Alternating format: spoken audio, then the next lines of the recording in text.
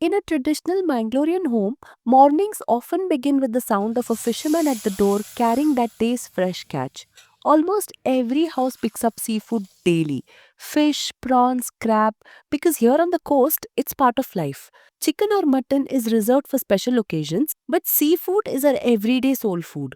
And the best part, our recipes are simple and healthy, cooked with fresh spices, coconut, and hardly any oil except for a teaspoon or two in the tadka. Today I'm going to share one of those timeless dishes, an authentic Mangalorean prawn curry that's bursting with coastal flavors. Step 1, as always, is preparing the masala paste. We'll begin by dry roasting the spices, coriander, cumin, black pepper, ajwain, and just a few fenugreek seeds. Roast them gently on medium flame until they release a nice, warm, nutty aroma and slightly darken in color. Set them aside to cool. Next, we add bedgi chilies, the soul of Mangalorean curries. Use as many as your spice tolerance allows. Along with them, toss in some fresh curry leaves. Roast them in just a touch of coconut oil until the chilies turn crisp and deep red and the curry leaves become crunchy. You can also use Kashmiri chilies instead of the bedgi ones. Now everything goes into a mixer jar. To this, add a small lime-sized piece of tamarind for tanginess, one whole onion for sweetness and body, 6 to 7 cloves of garlic for that depth, and half a teaspoon of turmeric for its earthy color and flavor. And of course, 2 generous handfuls of freshly grated coconut. This is non-negotiable in most Mangalorean recipes. Finally, pour in a little water and grind everything into a smooth, silky paste. The consistency should be fine and velvety.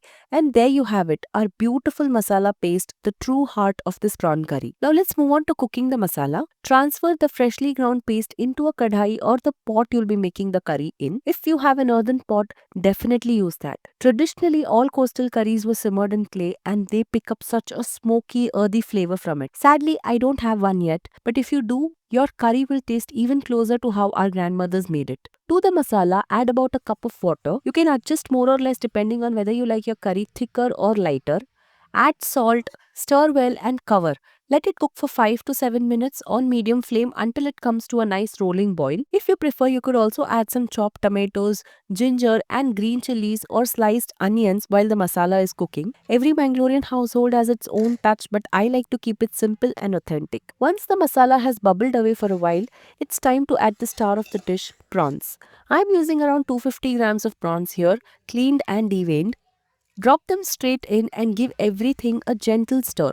You can also add a few diced potatoes. They soak up the curry beautifully and make the dish heartier. After adding prawns, always check seasoning. If it needs more tang, go ahead and add some tamarind soaked water. Check for salt and adjust. Then cover and cook for another 6 to 8 minutes just until the prawns cook. Be careful not to overcook or they'll turn rubbery. While that's cooking, let's prepare the tadka that ties everything together.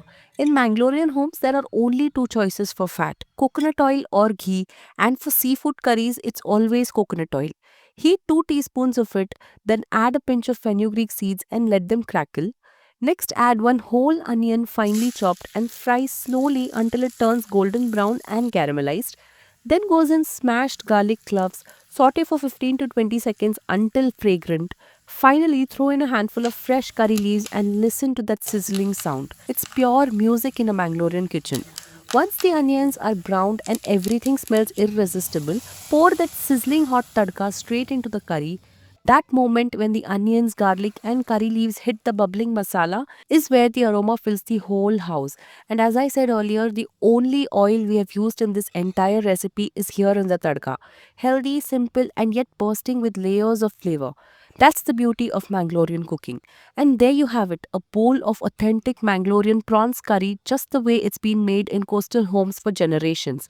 Simple, soulful, and full of tradition in every bite. If you enjoyed this recipe, do give it a try in your kitchen. I promise it will become a family favorite. And if you liked watching, don't forget to like, share, and subscribe for more authentic Mangalorean recipes straight from my kitchen to yours. Until next time, happy cooking and happy eating.